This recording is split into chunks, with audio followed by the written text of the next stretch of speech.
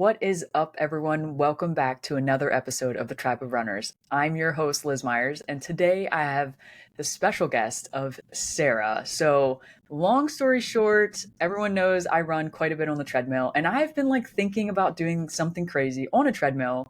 And I happened to make a post, and Sarah commented, writing, I ran 100 miles on a treadmill, and I was like, oh my gosh, I have so many questions.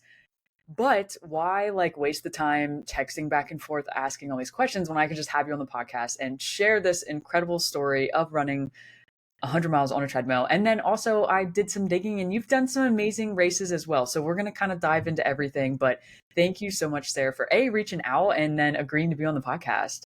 Oh, absolutely. It's going to be so much fun. And thanks for having me. For sure. And then I found out you're on the team too. So you are an Yes. athlete on the Everyday Ultra team. So even better. I knew you were a great person right away. So I'm like, yes. So it's going to be very exciting. But before we get into that, why don't you share how you got into running and, how you became such an obsessed ultra runner now? Yeah. Well, we'll start. There's a great place to start. So I've been running for a really long time. I think my first marathon, so probably like many trail runners and ultra runners, started off road running. So I've done that really as long as I can remember. I think my first marathon was in like 2005, maybe. So about 20 years running longer distances. And I just have always gravitated towards that. I would always joke with my family, I can solve any problem on a run. If I haven't figured it out yet, I'll just keep on running until I do. So that's been my philosophy. And it's just a place for me to clear my head, have my alone time. Even having children, when I was pregnant with them, people would always ask, do you want one of those pushing strollers? And I'm like, no, this is just time for me. So anyhow, kind of digress a little bit, but really enjoy being on the road. And it wasn't until maybe 4 or 5 years ago, I started to continue to run, but also do more hiking as well. I was training for Mount Kilimanjaro and started to do longer hikes up in the White Mountains. I live in New Hampshire. And started doing that, had a great time there, and then came back from hiking Kilimanjaro and stumbled upon fast packing. I read a blog somewhere or heard somebody doing some crazy run of 200 miles. I'm like, what? What are these wild distances? What is this? And heard about Bigfoot. And so that kind of got me into the longer distances. And I did Bigfoot last year. And for the past couple of years, I've just been kind of combining my love of hiking and the trails and now going for longer distances. Yeah. So my first question is, did you go from a marathon to the 200 of Bigfoot? Pretty much. So I did a 50 miler and 100K, but that was back in 2010 time frame. So it had been a Oh, number of years. Actually, I think it was 2013 was my 100K. But it had been a really long time since I had done that. And then I will say my first trail run was Bigfoot. So it was nothing like just jumping right in. And I am an all or nothing kind of person. And so, yeah, it was a little bit of a learning curve, but that was my goal last year, of just to learn, just learn about the sport, learn about the distance. And yeah, I've been hooked. I'm not gonna lie, I thought I was crazy from going so fast from 100 to 200, but just going from 100K to 200 is wild, especially with such a big gap. But obviously, Yeah. you've been continuously running, got into hiking and fast packing and all that. So it's not like it came out of nowhere, but I'm sure that was a huge adjustment in 2024, training for that. Obviously, you got a coach and started working with Joe and really dialed everything in. What do you think was the biggest takeaway for you with that 200, leading up to it? What was the biggest Yeah. lesson for you? 100% mental. Hmm. It's just such a mental, for me at least, it was such a mental game. You can easily, as you know, get into these dark rabbit holes. But I did a lot of listen to way too many podcasts, listen to way too many books when I was on my trail runs.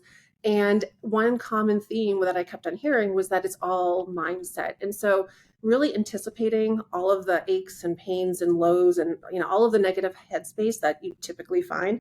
And I just anticipated that. And so I guess when I was going through went through Bigfoot specifically, um, I never really got into that dark place because I knew it's just all part of the experience. And so every time I was feeling a bit of a low or feeling, blisters or feeling like I didn't want to leave any station, I'm like, this is all part of it. And just really working through that mental push. That's so cool. And I love to hear that because you are 100% right. It is all mental, maybe not Mhm. all, but a lot of it is mental. And I think it takes quite a bit of time and energy to like realize that and then to continue to push through. So like you mentioning, not waiting around in an aid station because you knew it was, more of a mental game than anything and just continuously pushing, which is awesome. And, mental is huge when it comes to standing on a treadmill and running for hours on end. Oh, So we will get to that in a second. I have so many questions. But how was Bigfoot? That, I mean, I've heard it's like one of the hardest 200s. It's also beautiful, a lot of fun. So tell us a little about that race. yeah. It was so I want to go back and do it again because last year, as I'm sure you know, we had the fire route. So it was Mhm. a 50-mile out and back. Despite that, it was really cool because for many reasons, but you got to see all of the runners. So especially in point to point races, I'm not front of the pack, so I never get to see the real elite or the fast runners. So I got to see, people who were pushing for the finish. I got to see people who were at the tail end of the race and everyone in between because you're constantly passing them. So that was really special. I think just being able to either take the encouragement that people were giving me or give the encouragement when I was seeing other people. So that was really fun.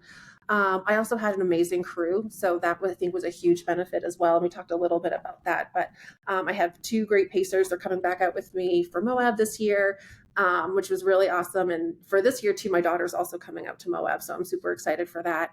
But then just the community, like with Bigfoot, it was really cool. Just the community itself was amazing. I met so many great people on the trail that we actually stuck together for a good part of the time. And the course is just beautiful, even though we got a condensed version or a modified version.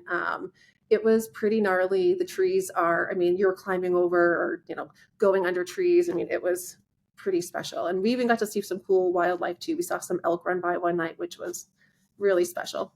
Oh, that's awesome. Yeah, I forgot Yeah. last year was the altered course, but it still sounds like it was a great time, and you made the best of it, which is awesome. But that even makes that 200 a little more mental, knowing like it's out and Ooh. back a few times. Oh, yeah. That But 100-mile mark, you're at the finish line and you're like, "Ugh, I got to do all of that all over again." But you did. You can't think of it. You just push yourself and get back out there. yeah, no, that's so awesome, so special. So after that, were you like looking for a new goal for what was next, or how did coming upon doing 100 miles on a treadmill pop up? Yeah, so I really don't know how it started. So I got home from Bigfoot and I was looking at other races. I had one trail marathon in Vermont that I had done because I was still conditioned and trained and I didn't want to lose any of that. And then I was looking at ultra sign up and I saw this race called Treadmill. And I'm like, that's really interesting.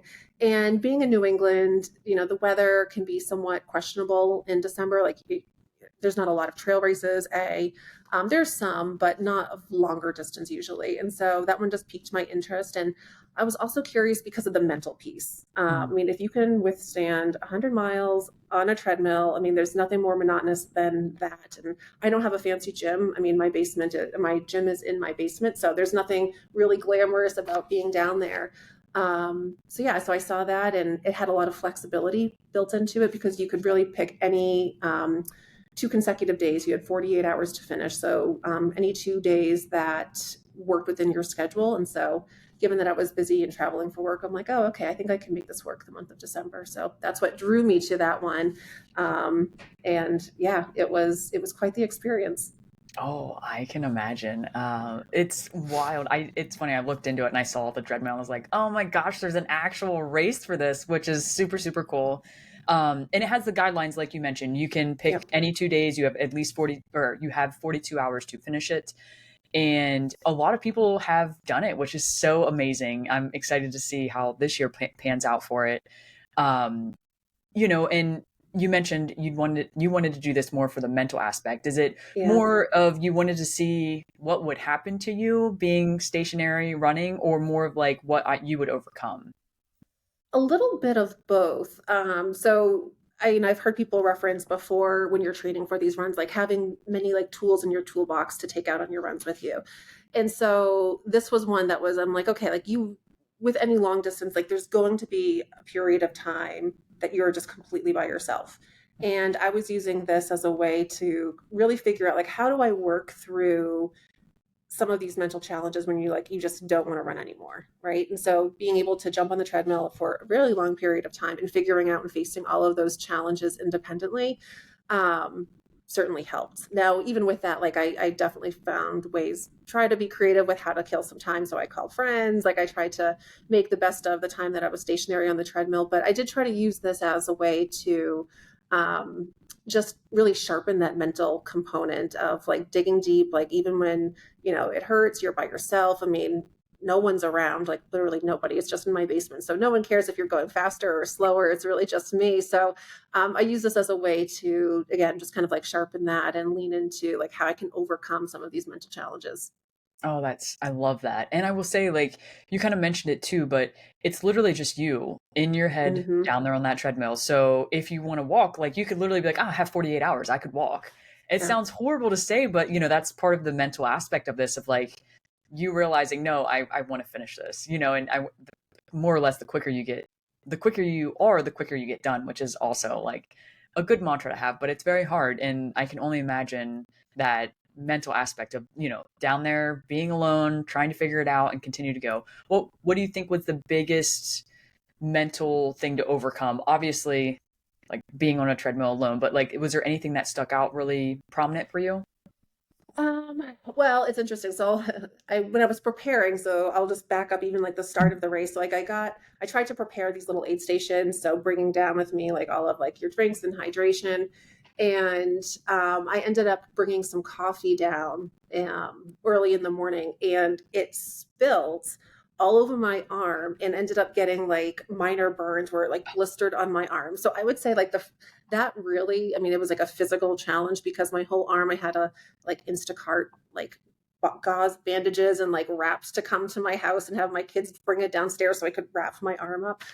So that was probably like the biggest like hurdle just because I was like physically injured starting that race. I mean, nothing's too significant, but yeah, my arm just completely blistered because I got this piping hot coffee spilled all over my arm. So that was certainly a big barrier just getting started. But then besides from that, yeah, it was just trying to keep that motivation and momentum going. And I tried to kind of like give myself like every like 15 to 20 miles, like these periods of times where I would like refuel, take you because you can step off the treadmill and come back on. So I would like, okay, I'm going to like go and like almost make it like a true aid station and like change my clothes, change my socks, and like kind of convert that into more of like a traditional race setting and then just come back on.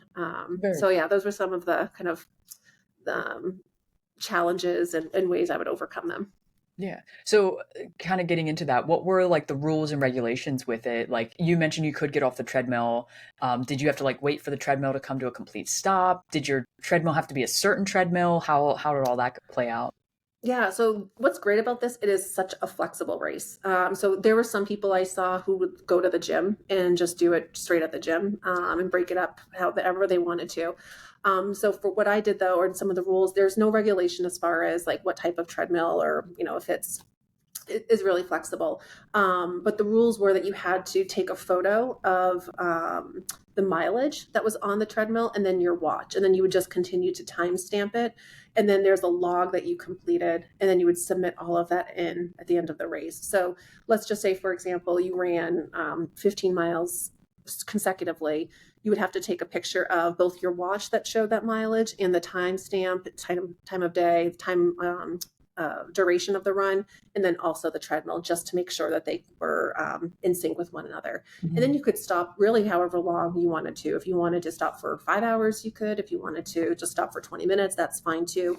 But they, at the end, it had to reach 100 miles in order to get that belt buckle. Very cool, very cool. So Yeah. here's a weird question. I'm sure you can relate, but half the time, like people's watches do not sync up to what the actual mileage is on the treadmill. So would you save your watch as what the treadmill said? Does that make sense? I just did both. So I like stuck my hand in there just so they could see and validate. And I think that they were pretty like, I mean, I don't think many ultra runners or many people would like try to like cheat the system, but like I just made 100%. Yeah. sure like my watch was there and you could see like the distance on the treadmill, and I would like awkwardly put my hand in the frame just so they knew like it was me and it was all lining up. But and I mean, I don't know if someone cheated it, they're living with that. So I think that they were kind of going by as being as honest as possible. Yeah, no, that makes sense. And like you said, I think probably 99% of the ultra community is super reliable, very, very down to earth. Wouldn't lie about something. You have to have the bragging rights. And if you Yeah, lied and faked it, then yeah, you don't have those bragging rights or you would feel guilty about it. So completely exactly. makes sense. So with you going into this, planning it, what was your plan? Did you want to run it as, like a consecutive? You mentioned some people could take like a 20, 30-minute break. How did you want to approach this 100? Yeah. So I started super early. I started early, I don't know, like 4 in the morning. And my plan was to go as far and as long as I could until about 5 p.m. that night because again, I have kids at home and I'm working. So I had my son's basketball game. So I'm like, I knew I had that. So I started, I think it was like around 4 a.m. and I work from home. So I built my schedule to be pretty flexible. So I was just taking calls throughout the day. I didn't have to be on camera. So I actually worked. It took a bunch of work calls while I was running. Luckily, I have a great team, and they're just, they're like, you're crazy.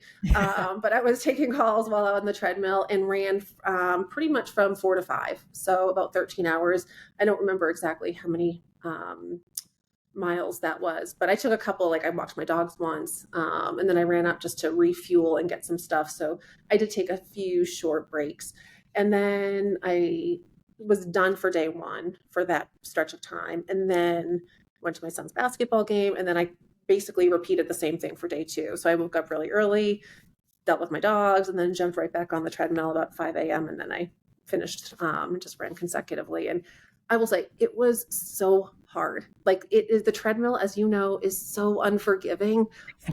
My God, my ankles hurt so much after on that day two. I'm like, how the heck am I going to do this? Because it was, I mean, the road is unforgiving, but the treadmill, my goodness, it was really just it took a lot of grit, I would say, which just sounds crazy because you're on this treadmill and it should be a little easier, one would think. But yeah, it was tough. Oh, I can 100% imagine. And I assume like you kept it at one percentage the whole time, so it's probably like a boring, consistent turnover. Like when you're on a trail, even on a road, like you have the ability to like step to the side a little bit or like jump. Yeah. Like not jump, but like maybe like walk up a sidewalk or whatever the case may be, Yeah. where you're kind of changing your gait a little. But on a treadmill, there's a consistent turnover and consistency in that. Yeah, I did try to play around with the elevation on it. So I would put my treadmill up. I mean, not that I wanted to make it harder for myself, but it did help with like activating different muscles. Mhm. So not that I was doing like a 15% incline or anything Yeah. like that, but I was playing around with it. I would slow down, I would speed up, and then I was just got to the point where I was playing games on it. Like, okay, I'm going to run harder for 5 minutes and then like go to a slower pace, or then like use the incline for a little bit. And then so I did try to change it up a little just to make it again more um, entertaining, I guess, to get to pass through some of the miles. Yeah, no, that makes complete sense. And it's, funny to hear like you change the elevation to try to make it like fun because in reality you're thinking like, why would I want to make this any sort of harder? But you're right. I'm sure that little bit of an incline just changed up your gait a little bit to make it not so demanding on, the glutes maybe, or, Right. actually it would probably make it worse on the glutes, but you know what I'm talking about. And Yeah, then, totally. but also to change it up too, it sounds super silly, but I do the same thing. A lot of people are like, well, how do you, I've only ran for 6 hours, so more power to you for the 100 miles. But That's still really um, far. yeah, it was a 50K. I was super happy. But I will say, like, the big thing I did was change every 20 minutes. I would put it at like something percent, Yeah. put it, I think I was on a treadmill at a gym. So like it went up. I don't even remember what I did, but it's just like it's fun to kind of change things up because it just gets really boring if you keep it at 0% the whole time. But also thinking something I actually do is like watch YouTube and sometimes TV Mhm. shows. Did you do that as well? I did, yeah. So I have a Peloton tread, which was great. So it's built right into Mm. the thing itself. So yeah, I watched a couple movies, a couple shows, just, had that to help pass the time by as well. But even then, I found myself kind of like zoning out a little bit and was just more focused on, how I can get through, how can I actually like take the time. So some of I forget which show it was, but they were like 25 minutes. So, 25 minutes I'm going to do, X percent incline. The next show I'm going to do flatter. So I would even use that as a way to kind of gauge the pacing or the elevation on it. But it was certainly helpful to have at least a visual distraction by watching Oh, Netflix. for sure.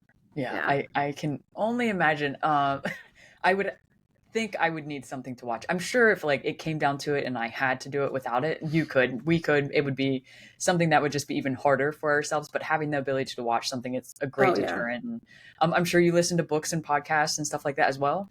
Yeah. Oh, yeah. Definitely. More. I didn't listen to any books on the tread, but podcast definitely. Yeah, I listened to Everyday Ultra actually. So I listened to that one. I'm a big crime junkie fan, so I listen to a lot of Okay. like crime ones, and yeah, getting into some dark things. But I was listening to some like murder. I don't know. Anyways, I filled my time with some good divergence there. Very cool, very cool. That's Yeah. so awesome. And I mean, it's what helps make the time go by. So, a Yeah. question I have about the calculation of time. So, when you do send the pictures, do they calculate like from start time to finish time or from like segment to segment? Does that make sense? Yeah, so you have to email them if I remember correctly the day you're starting. So they send you in the beginning of December because that's when it was. You had the whole month of December to complete this. And the beginning of December they send all of the participants all of the rules and regulations. And so the morning that you plan to start, you send them an email saying your name, the time that you're starting, and I think that was it. And then that's when they know that the clock starts, Mhm. and then they give you a log as well. And so you complete that log in once you're complete, and then you send it all in. And then what I did, which was really helpful, you label the pictures as well. So like leg one, leg two. I think I had like Mhm. 8 or 9 legs that I completed, and then I had that correlate to the tracker itself. And then you send all of that in. So they do a really great job for being virtual and having to deal with like all of these different runners. I'm not sure how many people completed, but everyone's starting at different days and different times. It was really well run and really well organized. So maybe this is one that you want to do this upcoming December. No.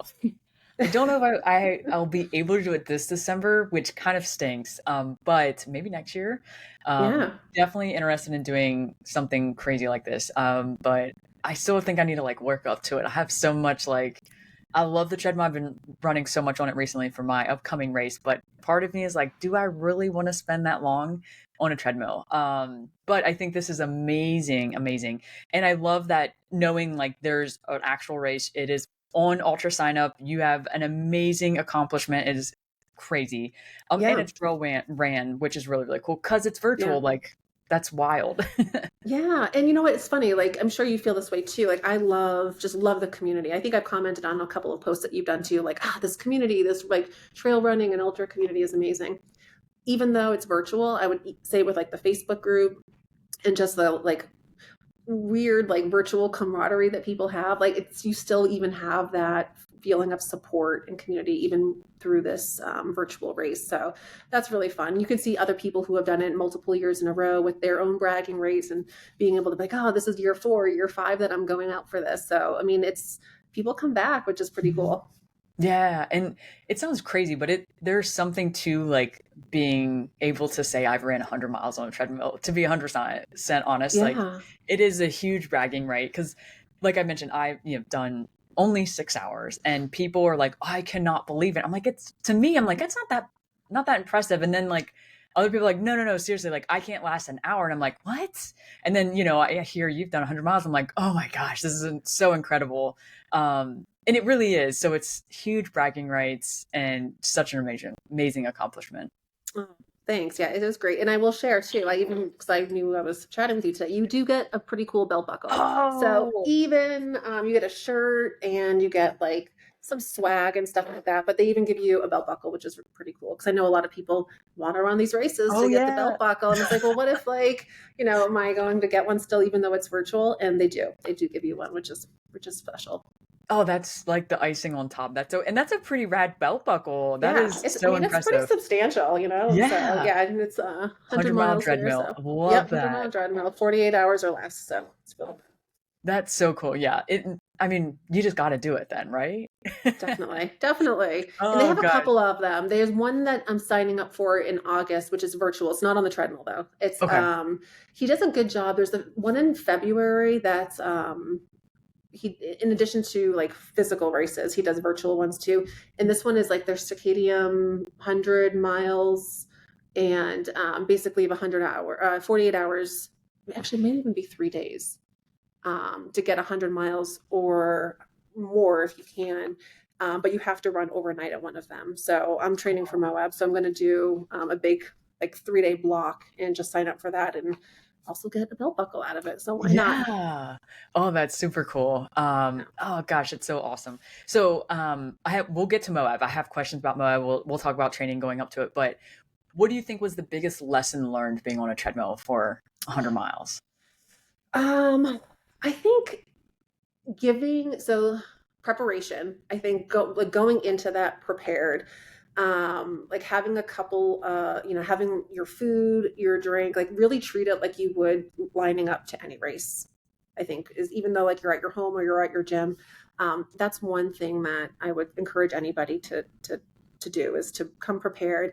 Um, Continue to even like change your socks, like all of the Mhm. stuff that you do in a traditional race. I would say like that should translate even into the treadmill run.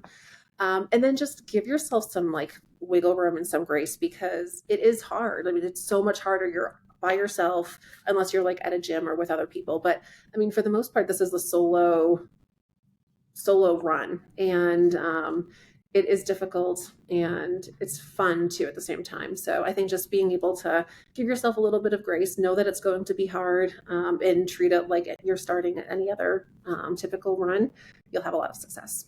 Yeah, no, I love that. And it's true. I think with any race, we should all do that. Yeah. No matter what, especially with a treadmill run. Did you notice when you got to the second day, like so you woke up, got ready to get back on, was it like 10 times harder to get going? Not only like ankle, but more mental aspect? um Sort of. I mean, I will be honest, like day two physically was much felt much harder for me. Mhm. And maybe that's somewhat, I mean, maybe you can translate that and it trickles over into the mental side too. It's like knowing that I'm like another, 24 hours or less, like in my basement, running again.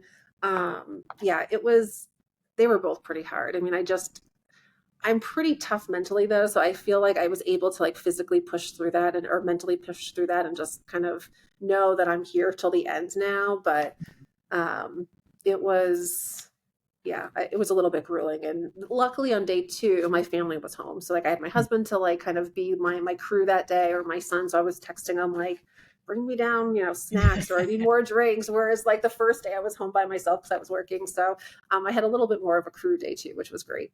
Very cool, very cool. And that's always nice to see people. It's just like, in a normal race, it's nice to have people pop in and say hi or whatever the case may Yeah. be. That's super, super cool. Now, does anyone in your family run? Not really, no. So my son used to run cross country. He's going into his senior year, so he does not run anymore. No. I think maybe I still feel like there's like hope for him, like after high school and college, like maybe he'll get back into it. My daughter runs. She's has done a few halves. She's done looking to do a full marathon, and then she'll be coming out to Moab with me as well, as I said. So between the two of them, they're the only ones that sort of run. My husband ran with me when I was pregnant, but that was it because he was Mhm. just afraid that I was going to be like on the sidewalk someplace. Yeah. So he ran with me at that point of time. But yeah, other than that, no one else in my family runs. That's so cool. It's cool that your kids do, and like you said, I'm sure your son will come back to it eventually. But it's Yeah. super cool that your daughter's into it. Does she think you're crazy, or is she like fascinated? Maybe both. She Okay. definitely thinks I'm crazy. She definitely, they all think I'm crazy and nuts. That is like no question asked. But I think she's like intrigued by it too. I think for her, and probably like my son too, like, wow, like these are far distances. Like no matter, and they know they always say the joke, as everyone says, I don't even want to drive that far, but it's Mhm. true. Like they're like, it's pretty cool that you can run, 200 miles. So yeah, it's nice to, I don't know, hopefully them to see that their mom can do hard things, and hopefully they take that and apply it into their own life when they're faced with some type of obstacle, whether it's physical or mental, that they can push through it. And so that for me is a huge motivator. Yeah, no, it's I guarantee you they know that you can do hard things and they're like, I can do it too, especially your daughter, your son, he's probably a little more stubborn like all boys are. So, Yeah. down the road when he gets a little older, he'll definitely appreciate it more. But that's so amazing. So let's get on to Moab. Yeah. Obviously you ran Bigfoot, loved it, and we're like, let me go try Moab. Is that how that worked out? Yeah, I mean, it worked out well timing wise. So, and I was looking to do something a little bit different. So, being in New England, Bigfoot translated a little bit more with like the type of terrain, even though I feel like New England's a bit more technical. That Bigfoot's more alpine, more wooded, and that drew me in. Moab, as you know, is completely different. It's a desert. Mhm. It is totally different. And so for me, I was intrigued and also really, and I still am like really scared. Like that's one of the things I say to Joe all the time. I'm like, it's going to be so hot. Like it's in October in New England is like 50 and 60 degrees, Oh. beautiful. Moab is not that. And, it's desert. It's 80, 90 degrees, but no humidity. So I'm trying to like think of that. And then just timing it worked out well. That's part of why I picked Moab. The timing, and then just a completely different type of terrain, and it's beautiful. So, and pretty runnable.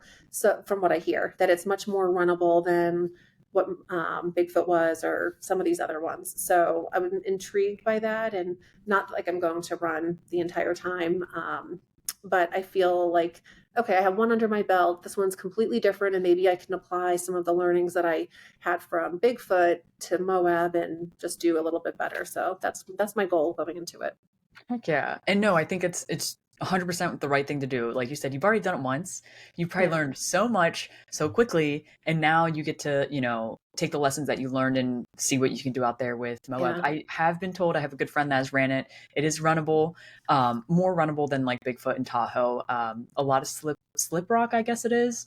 And yeah, that stinks is what everyone says. It's like really hard, but I hear the course is absolutely amazing. I know a few people that have ran it and they're like, it is so worth all the pain and misery. But I feel like majority of trails are. There are some that maybe aren't as pretty, but I've heard Moab is just stunning. yeah. Yeah, it looks it. So I mean, Destination Trails does such a great job of their marketing. Like every time I watch one of their videos of promoting their race, I'm like, oh my gosh, this is just breathtaking. It's so Yes. inspiring. So I'm excited to get out there in just a few months now. Yeah, yeah. It'll be here before you know it. So in training, what has like changed a little bit between Bigfoot and now Moab for you? So I'm running a lot more. I think with Bigfoot I did more power hiking, and I was out in the trails like up north probably at least once a week doing big hikes and big climbs, which played to the course at Bigfoot. Mhm. With Moab, I've been doing a lot more, just more running. So doing flatter trails, more runnable trails, getting out there, just lots and lots of miles, lots and lots of time out there, but still trying to build the endurance around hills as well. So doing some hill training, whether that's on the tread or just some trails out by me. So still building that into my training. That's one thing that I've been doing for Moab, and then really honing in on my nutrition and Mhm. hydration, because that's just another thing that I'm nervous going into, where it is a desert race and it is really hot, making sure that I'm on point with both my hydration and my food. So just being, not that I was slacking there before, but being a lot more mindful and doing a lot more practice on my runs itself, figuring out what works, what doesn't work. So I've been trying to apply that. Still have time to perfect it. Far from it. Every week when I'm filling out my log and I'm like, oh, I still haven't mastered it, but I feel like I still have time to improve. Oh, for sure. And I feel like there's always that little bit of wiggle room for nutrition and or hydration, especially depending on the climate and the actual like environment that you're going to be in. Knowing this Yeah. is going to be hot and it'll be dry, which is kind of nice. But Yes. it is, I'm sure, different for you. You mentioned it's like 50, 60 degrees where you live, which is wild. But I will say I'd much rather have a dry, hot race than a humid, hot race. Oh my gosh, totally. 2 weeks ago, I did a 4 hour training run and it was miserable. It was hot. Like that day, it was like 90, like 89% humidity. It was so hot and humid. It was just gross. I felt like trash after the run. And then this past weekend, same run, but I could have run for hours, like forever and ever and ever. It was no humidity. It was like when I started my run, it was like 51 degrees out in the morning. It was just night and day. And I'm hoping that because that had no humidity, that will translate really well come October when I'm out running through Moab. Yeah, no, I guarantee you'll feel so much better. And it will be Yeah. just so, a learning lesson on new environment, new terrain, Yeah. new distance too, 240 miles. That's so exciting. Yeah. Um, I'm psyched. yeah, yeah. With this race coming up, do you have any like you mentioned like you want to go out there and kind of do better than Bigfoot? Is there any like certain goal that you have in mind for the Moab? I'm still trying to I'm always nervous with a goal because I feel like if once I realize I'm not going to hit it, then I'm like, "Ugh, forget it. It's not even Mhm. worth it anymore." So I do have more like tactical goals than a time goal, if that makes sense. So, like for me, one of my goals is to be way more efficient through the aid stations. I went into Bigfoot last year and I made like new friends at the aid stations. I chit chatted with everybody. I think it was like when I added it up, it was like 13, 14 hours of like not trail of aid station time that I just accumulated because I made myself comfortable and hung out with everybody when I was there. And if I just shorten that by like, instead of like an hour and a half at some of these, like 30 minutes, I will improve my time significantly. Mhm. So that's kind of the technique that I'm using as opposed to like a set time goal, make my aid stations more efficient, run more when I can. I'll probably, my plan right now is to do more like really low running or even like power hiking during the day if it's too hot, and then run more at night just because it'll be cooler and I'll feel like I won't overheat. So those are some of the goals that I'm trying to apply as opposed to finish within, 100, X amount of 100 hours or whatever that might be, which is kind of a loose goal. I want to finish within 100 hours, but I'm going to start with more of the tactical things, which I can control, and then hopefully that will translate to the time goal that I have. Yeah, I love that. And I think someone like, or I should say, multiple people can relate with that like pressure of the time goal. It can sometimes be like just soul crushing. Even if it's like the slightest hint that this race is not going as planned, a lot of times it affects us, especially if we're like just in a low in a race, which happens all the time. And then you have to kind of figure out like, well, what do I do now? And, it's Right. just a mental nuisance on yourself that you don't really want to go over and deal with. So having that like tactical goals, I think would be great. And especially for such a long distance, then once you get that dialed in, then you can kind of change and adjust. And then who knows what a new goal could be. Yeah, exactly. And I'm trying to like a lot of these, I mean, they're adventures. They're fun. Like I'm not going to win. Like that's not my goal. I mean, it'd be great if I did, but I don't think that's ever in the cards. And so it's really to go out there and have fun, push myself to these challenges, and yeah, just do a lot of learning along the way. And especially with this one being very different terrain than what I'm used to, I'm still looking at that as a learning experience because they just don't have a lot of, well, again, being in New England, there's not a lot of deserts. So this was a first brand new type of race for me. So taking that into consideration as well. Oh, for sure. Yeah. And it's daunting when you go to a race that you've never experienced or terrain that you've Hmm. never experienced. Obviously, the distance is one thing, then you have different terrain, different environment, so it's all new, but you will crush it and do amazing. I mean, if you can do 100 miles on a treadmill, you can do anything, right? You got to be Superwoman. That's what I'm hoping. I'm hoping that like mental grit that I really had to tune into on the treadmill will translate nicely onto the trails. And I'll say too, I mean, as probably most of a lot of your listeners know, like with destination trails, like there's some pretty long stretches that you're on your own. And so I won't even have crew until mile 67, I think, either Mhm. 62 or 67. So I mean, that's a pretty long time to be alone. And so yeah, looking at all of these long races and long stretches that I'm doing by myself, I'm hoping will play off nicely because once my crew comes in, then it's not that it's easy at that point, but I'm not alone. I have other people Yes. to help motivate me and push me and support me while I'm out there. So yeah, using all of these different tools that I'm building right now of crazy treadmill runs or independent long trails through New Hampshire that I've been doing. I'm hoping that that'll translate over. Oh, for sure. It's always nice when you have a big gap like that to come in and know I'm going to be able to see smiling faces, faces I know, faces that know me, people that know me throughout the rest of the race, which is really nice. And you have great crew. You said they're coming, the people from Bigfoot are coming back for Moab. Yes, yeah. So Nick and Jackie, they're Yep. fantastic. They are amazing runners themselves. They're doing Tahoe next year, so I'm hoping I can get out and see them there. But yeah, so they were at Bigfoot with me. We've done a couple of training hikes. We just did the Pemi Loop a couple weeks ago. We're doing the Presidential this weekend actually. So we have a lot of runs that we've been doing together. So we know each other well in that regard. And yeah, they're just super supportive and definitely motivating. Yeah, and just goes to show like how small this community is, but great at the same time. I met Nick and Jackie at Tahoe when crewing Joe and had no clue. And then we're talking to you, and it's just a small world, but it's awesome, and everyone is Yeah. amazing in it. I literally told you, they were such a breath of fresh air at Tahoe because it's like, they were like, what do you need? What do you guys need? Like, and then, Yes. helped us and then got us everything we needed when Joe came in. So it was awesome. Yeah. And that's exactly how they are at Bigfoot too, or like that's how they were there. And I know that's how they'll be at Moab. They're Mhm. just so encouraging. They love the sport. I think anybody who's, whether you're volunteering or crewing or pacing, like the people who show up just love the sport. They love supporting the runners, and it's important to recognize that.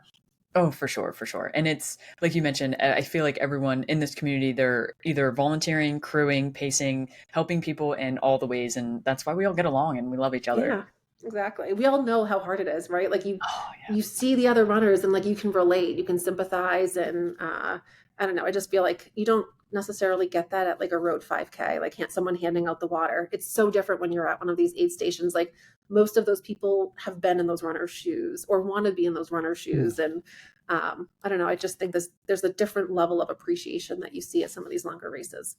Oh, I agree 100%. And it's like this weird, we don't even have to say anything. We just kind of get it and we Yeah. don't like acknowledge it. It's just like instant, like, what can I do for you? And then even if you're not saying anything, they're usually doing something to help you and you are just like, yes, thank you. Like Yes. it's wild. Yeah. Totally. Oh, that's awesome. All right. So this year it's Moab. What do you have planned or what are you thinking for next year? Yeah, so I've been doing a lot of thinking on that. So I'm thinking Mammoth for next year. So I'm my son's graduating this year, so I'm also being sensitive to different milestones that he'll be right facing next year. So I was looking at Cocodona, but that's around like prom time. So all of these like different milestones that he has, like graduation, that's could compete with Tahoe. August, I don't know about college move-in date. So when I'm looking at some of these 200s, Mammoth seems to match up perfectly because it's in September. It'll be its second year. Um, so I'll watch it this year from afar, just kind of like tracking different people and watching the race. But I'm kind of thinking for Mammoth 200 next year. That one seems interesting to me. So that's kind of what I'm eyeing at this point. Yeah, I think Mammoth is going to be amazing. I'm very excited to see how this year goes. And then, like you said, it's inauguration years are always great, but sometimes you just want them to get out all the wrinkles and all that good stuff and then attack it the next year. Yeah, exactly. It's like, oh yeah, there's always a lot of learning that goes into the first year itself. But yeah, so that's kind of what I'm thinking. Other than that, I'm maybe some other 100s. But yeah, I don't do a ton of races. I usually do like a handful a year, but I'll go out and do just these longer independent runs by myself. Like Mother's Day, I did this 60 something mile run across New Hampshire. There's another like 80-mile run across New Hampshire that I'm going to do later on this year. So they're just like a race of one, and I'll go out Yeah. there and just kind of like figure it out. Usually my kids will crew me, or I'll have friends that show up and will help me along the way. But I do more of those than calendarized races just because I feel like I travel a bit for work and sometimes committing to a time, it can be difficult as opposed to like, oh, this weekend actually works or I can take off this day and go out and run. So I tend to do more of those. Yeah, that's awesome. And tell me about this Mother's Day run. You 66 miles? Yeah, I call it the Mother's Day Miles Madness. Just, Okay. for why, I don't know, because I was trying to make it fun. But there's this trail that goes from Lebanon, New Hampshire to Boscawen. And it was one of my training runs that I wanted to do for time on feet. And I was supposed to do this other trail, the one I'm doing later this summer, but we had a lot of rain in April and May. And so there were parts of it that were just washed out. So I switched to this other trail run, and yeah, it's just basically a run that goes. It's an old rail trail, so it was really cool because you could see some of these old rail beds, and it was really beautiful. Parts that were shaded, and just did a FKT from um, Lebanon, New Hampshire, all the way to Boscawen, which yeah, it was like 62 and change, 62 point something. It was fun. Like again, my kids crewed me.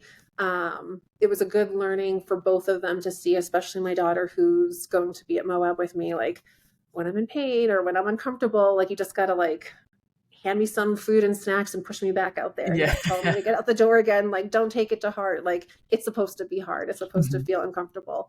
So it was good for her to see me in kind of like these more vulnerable times where I just didn't want to get back out. But yeah, so I did that and it was fun and going out for another one in a couple weeks at the end of the month. Very cool. And you said that one's about 80 miles? It's about, yeah, it's like 82 and change. And it goes Okay. from Gorham, New Hampshire, to all the way to Maine. So it's like more of like the northern. It's called the Northern New Hampshire Rail Trail, I think. So that's yeah, that'll be a fun one. Probably Labor Day weekend. That's Okay. where I'm Very planning it right cool. now. Yeah, Very cool. And then, yeah, that's so cool. And now you mentioned are they actual FKTs or are they just like things that you kind of make up and do? they are. So you can go to the FKT website and yeah, yep, So cool. they're on there. So there's these different routes. I mean, there's a lot that are out there. So I'll go the one later on this year. No one's actually done it yet, so I'll definitely get that FKT, which is really cool. So I'll submit that. But then there's some other shorter ones that I'm looking at. But it's just something fun to do. It's easy. Again, I can pick the day. I love having a scheduled race and having that support, but sometimes it just doesn't work with my own calendar. So being able to still do things and feel like, oh, okay, it's somewhat competitive. It's a lot of fun. Yeah, I love FKTs. I wish I could go after more. And I know this year I was like, I'm going to go after a whole bunch of FKTs, but life just has been life in and Yeah. I have not been able to.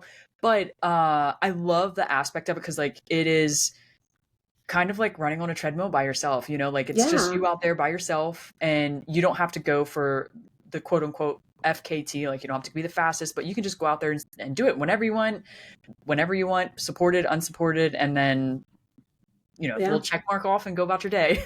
Exactly. Exactly. That's what I love about it. There's a lot of like built-in flexibility around Mhm. that. And again, like just like that building up that like mental endurance too, which is so important in any of these races because I mean, let's face it, even in your training runs, like we all hit that moment where it's like, oh, I don't want to do this anymore. But just, being able to push through it really, really helps in the long run. Yeah, no, for sure, for sure. And yeah, I just love that even through the craziness of your personal life, like having a busy work schedule, you mentioned you travel quite a bit, you have kids that are busy, getting ready to graduate, your husband, juggling everything, you're still managing to get in races and then go out and do some FKTs or, long adventures throughout time. Like you make the time for training, which is awesome. What do you like, would you say you manage that so well? I think because it is like an important part of my life, so I do make it a priority. I'm also really boring, so like I'm in bed at like 8:30 at night. So I mean that's probably part of it. 'Cause I usually run early in the morning Okay. just to get out there before my day starts to compete with other things.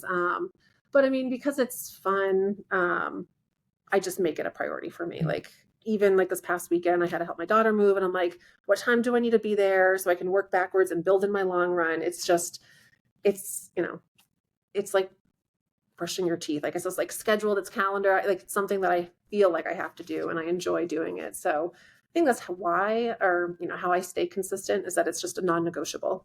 And I think that's super, super important because everyone has a busy life and it might be Yeah. degree different. And, it could be animals that keep them busy. It could be spouses. It could be, there's a number of different things. But if it's Yeah. really important to you, like you'll wake up early or you'll stay up late or you'll squeeze it in during a lunch break, like whatever the Yeah. case may be, getting it in is, if it's a priority or non-negotiable, it will get done for sure. Yeah. And I do try, like, there's times like I'll even like message Joe and I'm like, I had to split this one into like two different runs because I just couldn't, there was no other way, right? Like I had work commitments or family commitments. So I also think like one run won't make or break. Just showing up day after day, doing your best, being consistent, and then giving yourself grace when you have to maybe change things up a little bit. If I have to shorten a run or split it up, or, there's a day where it just, you needed rest and it just couldn't happen. So I try not to beat myself up when that happens. Just knowing that I'll get back out there tomorrow and not to make an excuse. Yeah, and I will be the first one to tell you, like, it happens. I hate to say it's like a couple runs will not break the bank. You know what I mean? Like, it will Right. not jeopardize training. Don't get me wrong, I'm not encouraging that, but like if something happens and you have to cut a run short or you have Yeah. to skip a run, that's okay. It doesn't ruin anything. You're still an amazing runner, all that good stuff. It's really managing stress within life too. You don't want to completely stress yourself out trying to squeeze in a run, maybe getting less sleep or whatever the case may be, not doing something with the family, like, and be running not really happy. Like, don't do that. Like, take the grace, take the flexibility, and sometimes skipping a run is what you have to do Yeah. for sure. Yeah. I last year I bought one. It was just on Amazon. It wasn't expensive, but like even just like one of those tread desks. So there's been a couple of times where it was like a recovery day, and again like back to back, like meetings and calls, and I'm like, all right, well if I can just like walk for like 2 hours on my tread desk while I'm working, um, I'll use that as a way to even like bank up some miles and still have my recovery run in, even though it's really just more of a walk. So I don't know, I try to be flexible and be creative with still getting some movement in and finding that recovery and just using some of the tools and resources that I have. Oh, for sure. And it's so smart. And like you said, it's not always quote unquote correct. I hate using that word. But like sometimes you have to be flexible, and it could Yeah, be being at a desk and walking underneath it. It could be walking your dogs a little extra more. sure. Anything you can, going for walks with your family or whatever the case may be, just to try to get in. I love that. And it's so true. I think a lot of people think it's like cut and dry. It needs to be A, it cannot be B, when in reality it could probably be B, C, D, E, F, all that good stuff. Like, Yeah, just getting in a little bit of something is better than nothing. definitely. Definitely. Cool. Well, thank you so much for being on the podcast. I'm sure since you've listened, there's a question I always like to ask, and I always like hype it up. But we have talked about this quite a bit. Community is great. We love the community in ultra running. We get to meet people like-minded. We understand each other. But for you, what does the word tribe mean in the running world? Can I use the word community? For me, I think it's just like this shared understanding. That's what I'll say Mhm. when I think of tribe, is more of a shared understanding, because we all come from different experiences and we have different perspectives. And I think when I say tribe, when I think of going to any of these races, like we come together with these shared collective experiences, and there's just this understanding that's kind of like stretched across the miles, which is really fun and nice to see. Oh, for sure. I love that. And it's true. Like, you don't even have to say something to someone sometimes, and we can just be running beside each other and we just get it. We're sucking, Yeah, they're sucking, we're supporting each other, and usually kind and encouraging and all that good stuff. So I love that. It's absolutely. so true. Well, thank you so much for having me. It's been so great talking to you and meeting with you here today, and hope to see you out at some races. I didn't even ask, like, do you have what's on your docket? What do you have right now? I actually have a race this weekend. Oh my gosh. Yes. Well, good Yeah. luck. Which race is it? Thank you. Is it in Florida? No, it's in Georgia. So I'm running H9. It's Oh, a 50 nice. miler with 50 feet, or 50 miler with 12,000 feet of vert. Oh, wow. So I'm gonna That's go going out to be, there and see what a Florida person can do in the in the you're going to vert. crush But it. You're going to yeah, crush it. I'm very Well, good luck. excited. But thank you so much for being on the podcast, sharing your story. And yeah, I really hope to see you. Maybe I'll see you at Destination Trail. Yes. Sadly, I will not be at Moab. I've been to Tahoe this year, and I went to the Monster, but I got so much stuff going on the rest of this year. Moab is just not in my cards. Yeah. But maybe next year we'll definitely see each other. If not, I'm sure one of these days we'll meet at a race. That'd be great. I'd love that. Awesome. Well, thank you again for being on the podcast. Absolutely. Thanks, Liz. Have a good one. You too.